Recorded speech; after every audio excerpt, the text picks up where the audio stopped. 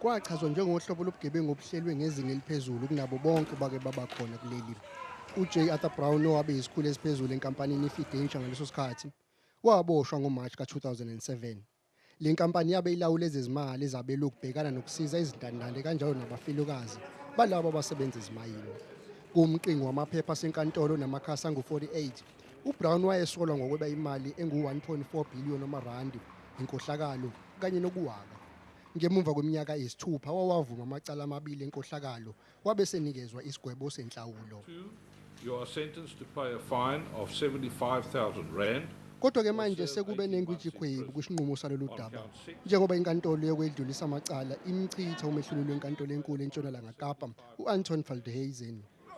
Ekhipha isigwebo esiqondene noBrown umehluleli wakhomba ngenjumbane isikhonzi senkantolo ngokunyamalala kwezigidi zamarandi wabe sethembisa labo abafake izimali zabo kule nkampani ukuthi uzokwenza konke okusemandleni ukuthi izimali zabo ziyabuya.